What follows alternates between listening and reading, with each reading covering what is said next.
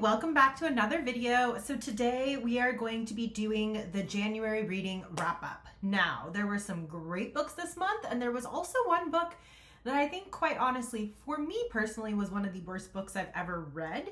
But that being said, I think I was just going in expecting something different. And in that regard, when I review this book, please know it is not an insult to the author.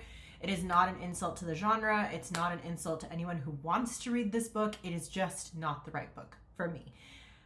That being said, hi everybody. Welcome. I'm so excited to talk about our first books of the year that I had a chance to read. It's just so exciting to be able to start a new year with books. For those of you that are new here, I talk all things books on this channel. And for those of you who are returning, thank you so much for being a part of the reading community. Without further ado, let's jump into the video. So this month, I believe I read a total of 17 books altogether. 1, 2, 3, 4, 5, 6, 7, 8, 9, 10, 11, 12, 13, 14, 15, 16. Yes, 17 books altogether. So in no particular order, I'm going to jump into the various books. Some of these books were parts of series, and I am going to be doing series reviews for those books. So I'm not going to go into too much detail with each of the different books. The first book that I wanted to talk about was Winter Garden. Now this I did end up reading on my Nook, so I don't have a physical copy of it, but Winter Garden is the first book I've read by Kristin Hannah, so I was super excited to be able to read this book. This is not the prettiest cover of it. Let me see if I can also find the book on Audible. Because I did a combination of reading for this book. So great book. This was, like I said, my first exposure to Kristin Hannah in general. For those that don't know who she is, she typically writes fiction books that are about strong female lead characters in historical romance settings. I know she's written other kinds of books too, but I know that's what she's known for and that's what she's popular for. So Winter Garden happens to be one of her earlier books, I believe. This was published, I want to say, in 2001. But that is what the book looks like. This book was following the story of 3 women. One of the women is the mother in the story. The other 2 women are the daughters of this woman. Unfortunately, while they were being raised, while they were growing up, they didn't have the best relationship with their mom. She was very aloof. She was very cold. She didn't really share much of herself with her daughters. And so that in turn affects the way that they are with each other, as well as how they interact with their loved ones and their family. And so it really did kind of focus on that aspect of the book for the first third of the book. So it was a little bit slower. It was a little bit more modern age. And then as the book proceeds, based on a tragedy that happens within the family, the 3 women are forced to connect, and they start learning the story of their mom and what she went through in Russia during the times of the war and while Stalin was in power. It was a very touching book. It was very emotional. It was very overwhelming. It was beautiful. It was very well written. The way that Kristin Hannah writes scenes, like specifically the way she describes the environment, the way she talks about how everything looks, the way she talks about, in graphic detail, so I'll give an example. Nina, the younger sister, she is a photojournalist. And so she basically does photos for companies like National Geographic. And one of the things that she's doing is in Africa, she's working with women who have lost their homes. Or another scene is like when she's working with animals that have been poached, and she's like taking photos of the carcasses that have been left behind. They're very, very, very powerful scenes. You really feel like you're physically there from the standpoint of the smell, the feel, the touch, the look of everything. Like Kristin Hannah has this way of incorporating all the different aspects of your senses so you feel like you're physically there. She also describes, like, for example, with the carcass scene, she describes the buzzing of the insects. Like, you truly feel like you're there.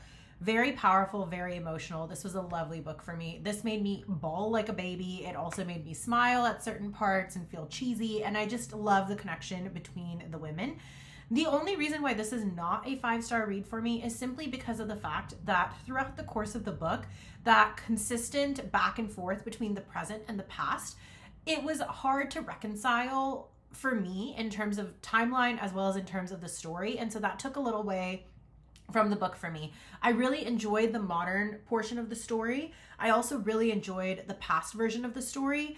It was just really hard to put the two pieces together for me in my brain. And so for that reason, this was a 4-star read, but I definitely anticipate myself reading more Kristin Hannah books in the future.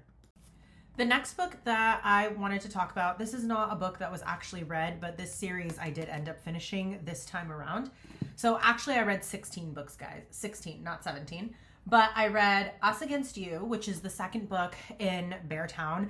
It is beautiful. These books are basically following a small town that's basically focused on hockey. That's what puts them on the map. That's what their passion and their love is. And that's what all the members of the town are really focused on. And then a tragedy strikes the town. And the devastation of what happened in the first book basically follows through to this one. You're continuing to follow a lot of the characters and kind of see their development throughout the course of the rest of the series. Beautiful book. Beartown for me was a 5-star last year. I loved Us Against You. I probably cried at least 5 times in this book, and there is a death that occurs in this book. Just as a heads up for anyone who doesn't like books that have that, it's very emotional, it's very triggering, but it's beautiful, and it was honestly one of the best books I've ever read. I finished this within a day. Solid 5-star read. Then the next one was The Winners. Again, continuing that devastation that has occurred in this town and how they're rebuilding and recovering, and also how, depending on circumstances, you can expect different things to occur, and it's just funny how things can snowball. So again, a beautiful book. This is The Winners by Fredrik Backman. Absolutely loved it, and that brought me to the conclusion of the beautiful Beartown series. I have done a series review for this. It will be coming out shortly, so definitely keep your eyes peeled if you want to hear more about this. But this is all around a 5-star series, and every single book in this was a 5-star read for me. Very, very powerful, and it's definitely more contemporary fiction vibes. So it's a very different style of writing. Fredrik Backman's writing is also just very beautiful. He writes very simple, structured sentences, but they pack a punch with the way that it's delivered. He also engages all the different aspects of your senses and your emotions, which is really great. And you kind of feel connected with all the different characters in the books. We're going to set books on the floor as we go because there's just so many of them. The next book that I read, also theme for this month. This month I really wanted to get through all of the hockey books that are on my shelf. I did not successfully do that, but I did go through quite a few of them. So they are all hockey themed books, just so you know. Icebreaker was on my shelf for quite some time now. This is written by Hannah Grace. It's part of the Maple Hills series. This book was pleasant to read. It's following the story of Nate and Anastasia. Anastasia is a figure skater, and she is good enough to go to the Olympics. Her partner in skating is absolutely awful. His name is Aaron. He's very, very, very good at skating, but he's not like the best of friends to her.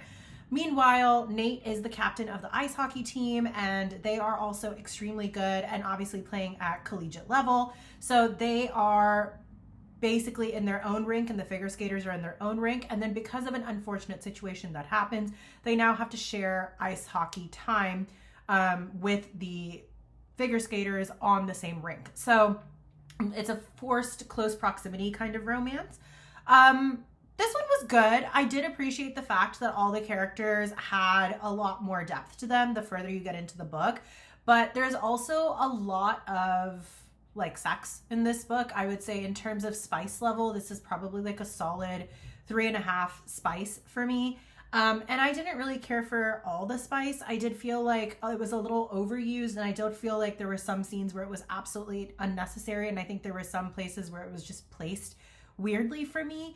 But outside of that, like if we took that aspect out of the book, the rest of the book I did enjoy in terms of the relationships between the different characters, the emotional struggles they go through, and the things and breakthroughs that they have. For example, she suffers from emotional strain. She has traumas that she's like working through. She also suffers from like certain eating disorders and body dysmorphia that she's like working through. But I think the best thing about this book is there's no miscommunication trope. And I love the fact that both the characters communicate. I love the fact that they can actually, you know, share what they're feeling with one another in order to move forward. And I also think like the climax scene where something goes wrong, as we all know they will, and then they patch it up, it was more plausible for me. So I did enjoy this book overall. I would say this was a 3.5 stars for me. I definitely don't think it touched 4 stars, but it was definitely decent, and I can see why they like this book was popular. For me personally, Wildfire, I'm kind of curious to see, because the character that it follows, I'm intrigued to see what happens with him, because he's briefly mentioned in this book, and I did like his personality type and the vibes that he's giving off. But Daydream is the one that I'm looking forward to. The character that is going to be the main male lead of that book is my favorite character from this book. So I'm super excited to read that, and I'm curious to see how Hannah Grace will bring out his personality quirks and his connection with the woman that he's going to meet in that book. Do I see myself continuing the series? Yes, I do. Would I say that I think this is going to be my favorite book in the series? No, I don't. But yeah, solid 3.5.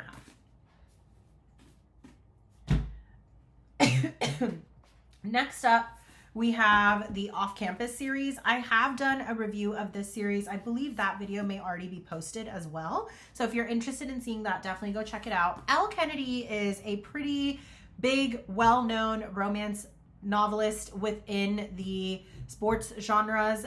She has written multiple different series now. She has the Off-Campus series. She has the Briar U campus series. She has the I don't know what it's called. Off-Campus Legacy? I'm not sure, but it's like the Legacy series following this Off-Campus series with their children as the main stars, and I know the 3rd book in that is releasing soon. So she's written some very, very popular, very well appreciated books, and I can honestly say I understand why. I think Elle Kennedy does a phenomenal job of telling a story that's emotional, that really captures the behaviors of these college athletes as well as their significant others. I think you really connect with the various characters within the books. There is a lot of spice in these books too, but I feel like the spice is slightly better placed than it was in Icebreaker, and I think it was slightly more believable. But even then, like, do I think you needed this much spice in a book? No, I don't. But I'm not big on spice. Like, I'm just not a huge spice girl in general. But I think, like, overall, decent read. These books I would also say are a solid 3 to 3.5 spice. A lot of them do focus on the physical aspect before you get to know the relationship side of things and how they actually connect and they build a relationship. But the thing I liked about these books, and the reason I was able to connect with these books, is the fact that all the characters eventually show depth to them. The first book in the series is called The Deal. This is following the story of the ice hockey captain, Graham, and his girlfriend, Hannah. This story was absolutely riveting and beautiful for me. I thoroughly enjoyed this book. I really also just love the communication between the two characters in this book. I love the friends to lover, enemies to lover. I don't even know. It's like an enemy, frenemy to lover situation that's going on in this book. I thought it was so cute. And I think Graham is just a puppy dog and he doesn't know how to express it until he meets her. And I think she's just such a like unseen, quiet girl who's been through hell and back, but she's such a survivor and she's so strong. And it's just beautiful to see their relationship unfold. I really enjoyed this book. I gave this book a solid 4 stars. The next book in the series is The Mistake. This is following the story of Logan and Gracie. Now, this book I did enjoy quite a bit as well. Logan is another one of the ice hockey members, and he believes he has a crush on Graham's girlfriend because he doesn't realize that he's just craving a relationship. He doesn't know how to really have one. Enter Gracie. He meets her. Right off the bat, it starts off very physical. There's no real connection there. And then as he gets to know her better, like he starts to realize how much value she has. But more so than their relationship, I think what I really enjoyed is watching Logan navigate the dynamics of the situation he's dealing with at home.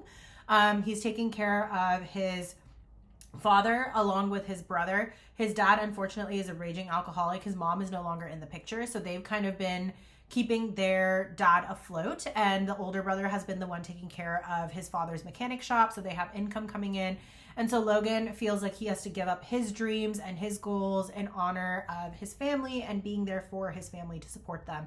That navigation of that situation is just, I think, very well done. And I think it was also fun to read these two characters. Logan definitely gave me like a lower, like a younger emotional IQ than the age that he's at. And Gracie's a freshman, so I thought that pairing was also really great. But this one was also a really fun read. This one didn't hit as much as home for me as the first one did, so this was more of a 3-star read for me, but I did enjoy this book quite a bit. The next book in this series is The Score. This is the only one I hated. This is the only one where I was like, I cannot get behind this relationship. Allie is Hannah's best friend, and she ends up dating Dean De Laurentiis in the hockey team. This one I felt like was very sexual. Also, I just couldn't relate with the main female lead. I found her to be a little wanting in terms of her inner strength and core. I don't think she's a bad person. I think she's a beautiful character. I think she's written very well. I just feel like personally for me, if I was her friend, I found it hard to watch her struggles of feeling like she wasn't enough. It's a very different kind of it's not enough. Like she felt like she always needed to be in a relationship in order to be happy because she's never been alone. And that was a struggle for me. So I really would have liked to see more of her growth in this book. I would have liked to see her alone for a longer period in this book. I just feel like this relationship happens a little too fast. But I did like the overall characters. Dean, I feel like, is very two-dimensional. I struggled with him. The funny thing is, Dean in his actual book is really irritating, but in the later books, I enjoyed his character a lot. It was very confusing, but I felt like in this book, I didn't get to see that deeper side of him. So this was the only one I didn't really love in the series. It's not bad by any stretch of imagination. It's still an enjoyable book, but I gave this one a 2-star for me personally. The next one in this series is my absolute favorite. This one is The Goal. It's following the story of Sabrina and her guy, Tucker. Now, Tucker is such a beautiful man. Like, he is that book boyfriend that you read and you're like, oh, I want you. He's a beautiful, beautiful character. He steps up to the plate right away, ready to go. Now, I typically don't like accidental pregnancy tropes, but I think this one was done very well. I really enjoyed the communication between these two characters. And Sabrina, even though she comes from very hard backgrounds and a lacking support system, she is very motivated. She's very strong. She is not willing to compromise on her beliefs and her desires. And she is topping in her school right now to get into Harvard. So she just got, you know, all these goals and all these life plans put together, and then this throws her to the curve. But I think what I really love about this couple and this story is the way that they support each other, the way that they're there for each other, the way that they navigate these difficulties, and how it also shows that she remains on her path and she's not willing to give up or compromise her needs because of the situation she's found herself in. It was just a very empowering book for me. I found it really beautiful. I really enjoyed it. This is probably the only like 4.85 star book for me. Not quite a 5-star, but right up there. I loved this book. I cried with this book. I really enjoyed this book. And then last but not least, we have The Legacy. This was a solid 4-star read for me. This is basically following all the characters for a few years later when they've been together for a while and they're like looking at the next stages of their life. I love the connection between all the characters. I love the fact that each of the different couples got their own little snippet of story. I just absolutely adored this book. I thought this was so much fun to read. It was really, really, really fun. And I can't say enough about it other than that. It's just like that conclusion that everyone's waiting for. I feel like if you can imagine, you've read all the epilogues of the books that have been published, but you want a little bit more. This is that book. This is that secondary epilogue for each of these characters as their lives have progressed. And it's beautiful to read. And knowing how much I enjoyed this one, I'm really looking forward to reading the spin-off series about their children. I think it's just going to be so great. So this one was the only one that was a 5-star read for me. I really loved this book. I think it's just the nostalgia after reading the other ones of being able to go back in and seeing where the characters are, how they've matured, what stage of their life they're in, how they're thriving. Like, it was just a really fun wholesome read for me.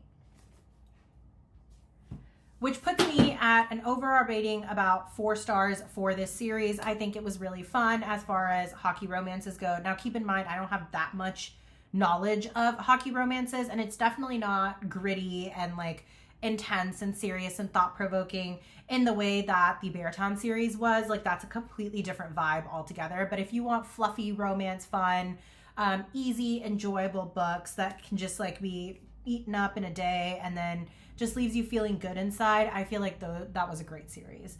I also finally read Mile High by Liz Tomford. I loved this book, guys. I adored this book. I am so excited to read the second book in the series. Unfortunately, the main character in the second book in the series is a basketball player, which is why I didn't include it for this particular month, because I really was focusing on the ice hockey.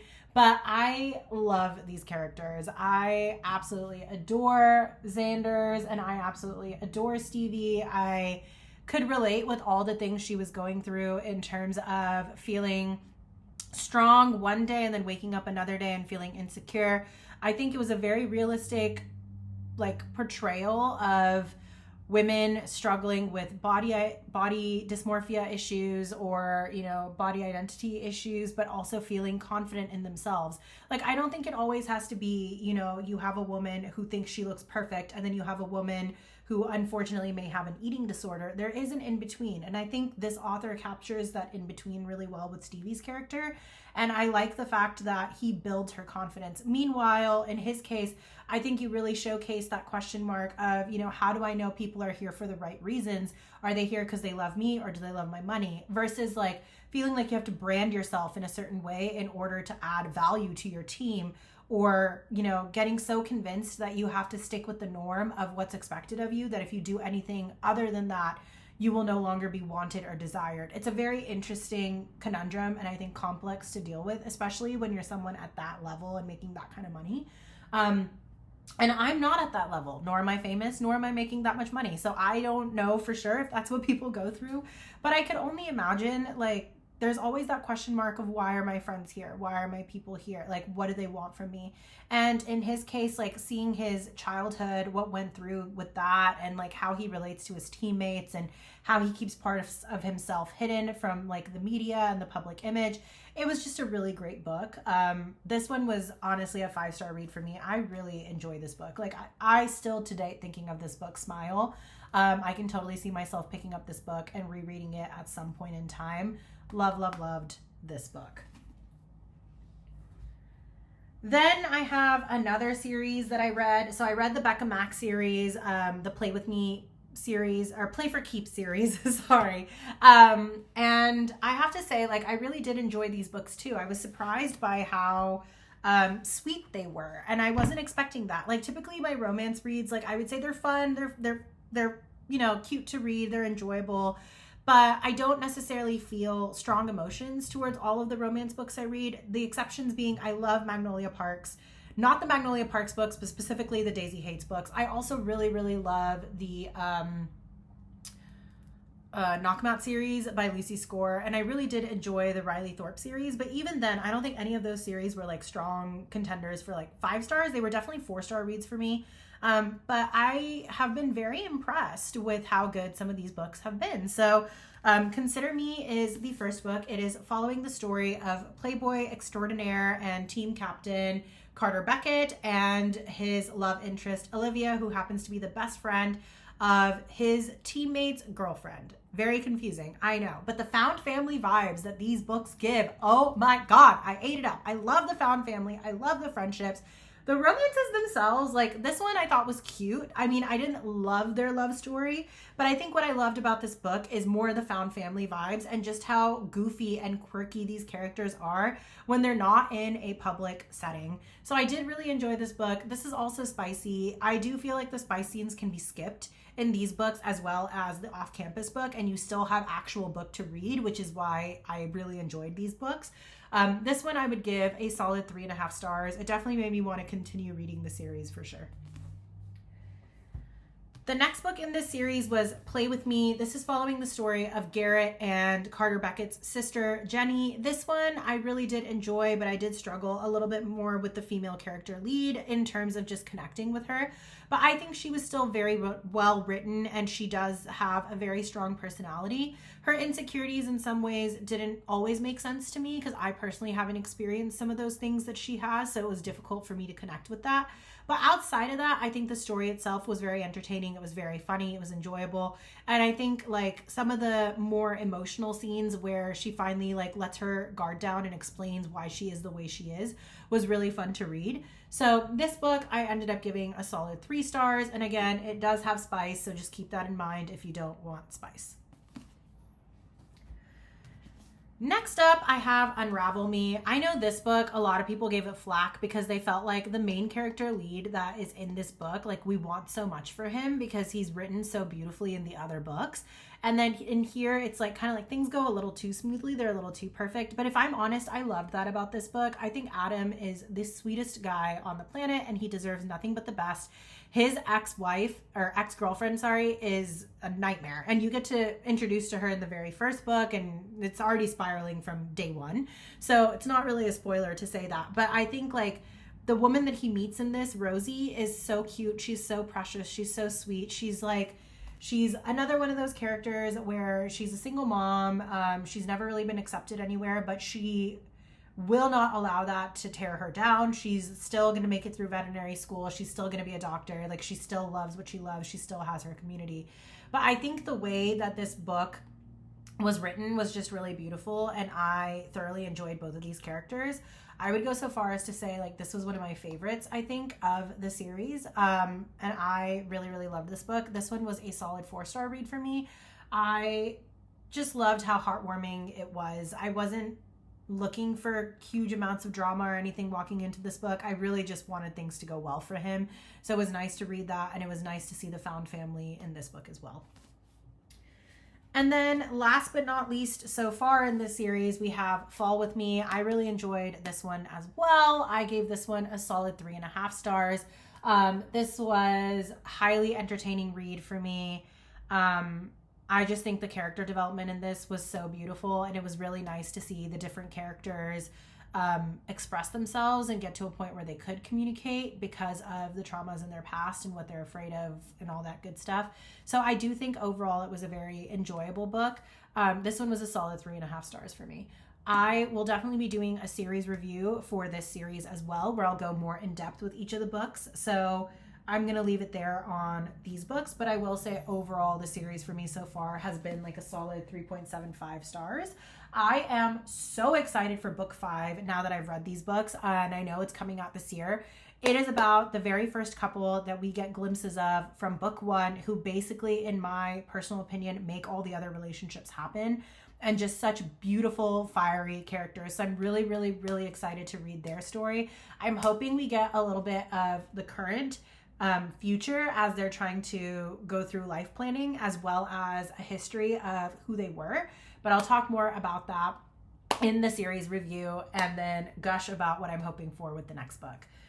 Next up, I have Dinner for Vampires by Bethany Joy Lenz. This is a memoir that was written by the actress herself, discussing her life while she was going through TV and acting on One Tree Hill, what it was like to be, unfortunately, in a cult at the same time.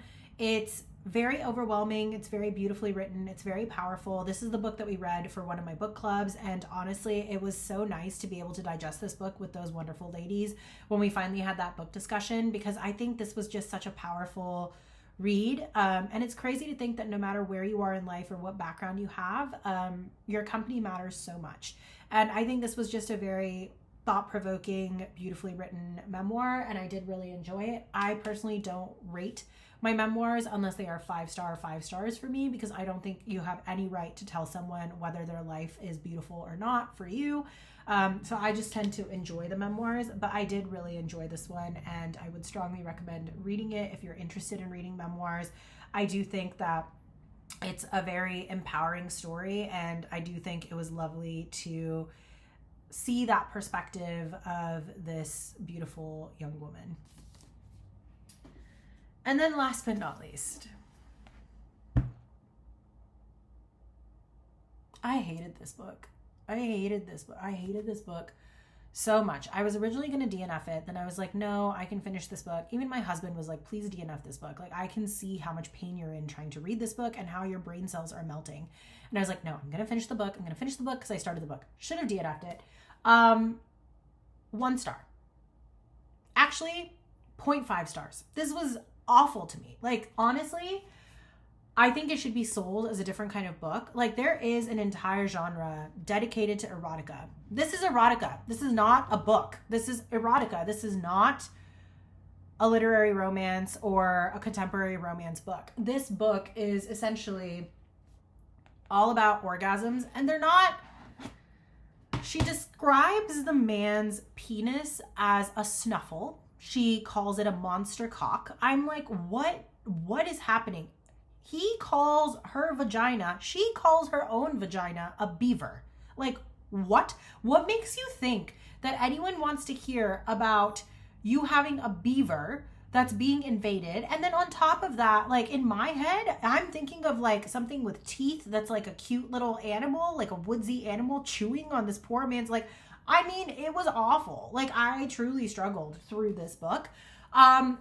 I think if you're looking for an erotica novel and you want something that is 90% spice and very, very, very little story, this is your book. This is a great book for that. If you are someone who is looking for, you know, something that's easy to read, fast-paced, and spice doesn't bother you, and you're looking for characters that are kind of two-dimensional, just like a brainless book. Like, you're just like, I need a reset. I don't really care. This is a great book for that. I would never, under any circumstance, judge the women who read this book, nor do I judge the author that wrote this book. But I think what really pisses me off is the editorial team that put the description on the back of this book. Because let me just read you the description, okay? I have zero interest in legendary hockey player Alex Waters or his pretty beat-up face and six-pack abs. Having a famous pro athlete for a stepbrother means I'm aware that a lot of these guys are notorious F-boys. The only hockey games I attend are under duress. That is until Alex starts talking books to me. Then he becomes much more than just a hot body with a face to match. And soon I discover just how good Alex is with the hockey stick in his pants. But I consider our night of orgasmic magic just that, one night, except Alex starts to call and text and emails and send extravagant and quirky gifts. Suddenly he's too difficult to ignore and it nearly impossible not to like. The problem, Alex is a total player, and me, I don't want to be a part of the game. I was expecting so much more from this book. First off, let me start off by saying I hate the female lead character. She is selfish, she is rude, she has no depth, and under no circumstance did I ever think, oh, this woman is a very well-read woman. Not once. The other thing that really bothers me is there were so many moments where it was stated that, oh, I love being with this character because the conversation is great. Share the conversation with me. Let me feel the connection. No conversations. It was literally like, we have great conversations, followed immediately by, oh, I love his cock and I love her boobs. I'm like, what? And then the only part of this book that was decent, in my humble opinion, was the last 10% of the book where they actually deal with emotional conversations and they're not dating. So he has to win her back. That was at least fun to read because you're seeing characters with personalities. Until that point, the entire book is two-dimensional. All you hear about is how gorgeous he is and how he has a great endowment. And all you hear about her is her whining. You don't hear about how she's performing at work. You don't hear about her actual relationships with her coworkers. No, you hear her tell her coworkers about a one-night stand and how nice the man's package was with her coworkers. What? And she's working at an accounting firm, and I'm just like, I couldn't. The mother in this book frustrated me. Like, she literally walks around talking to her daughter about how good the sex is with her new husband. Like, it's just, I could not with this book. That being said, again, zero judgment to anyone who likes this book, zero judgment to anyone who's reading this book, zero judgment to this author. I definitely think that in the right circumstances, maybe there's a possibility I could have enjoyed this book. Unfortunately, given what I was looking for and considering the other hockey romances I had read, I fully understand that these books do have a lot of spice in them, and that's okay. I'm not opposed to that. My thing is I just need there to be depth to the storyline, And this one, in my humble opinion, did not have it. So unfortunately, I am ending the month off on a terrible note with a 0.5 star read. And I'm really hoping to get rid of this book soon. I don't necessarily want it in my bookshelf anymore. I do have some friends that I think would enjoy this book. And again, like I said, there's no judgment towards them. Like, I know that that's something that they would enjoy. And so I fully support them in that, and I will pass this on to them. I will say, though, that this is not the right fit for me. And that brings me to the conclusion of what I read in the month of January. I hope you guys enjoyed. I hope this was something fun for you guys. And if there are any of these books that you've read, or if it's inspired you to read any of these books, please definitely let me know in the comments below. Again, I'm really sorry if I said anything to offend anyone. That's never the goal. These are strictly my opinions, and they are limited to me. There's no judgment at all in what books other people like to consume. And that's about it. For those of you that are new, if you enjoyed this and you made it this far, thank you so much for being here. If you are interested in book-related content, definitely consider hitting that subscribe button and that notification bell. I put out videos every Wednesday and Sunday. For those of you that are returning, thank you so much for being here. It is always so great to be able to build a bookish community where we can share our thoughts. And I think the beauty of books in general is that some people can love them and some people can hate them, and that's okay. It's the fact that it opens up conversation, and that's what's so cool about it. So thank you for being here. Thank you for giving me this platform to be able to share my thoughts and ideas on the different books that I read, and I can't wait to continue talking books with you guys. Bye, everyone.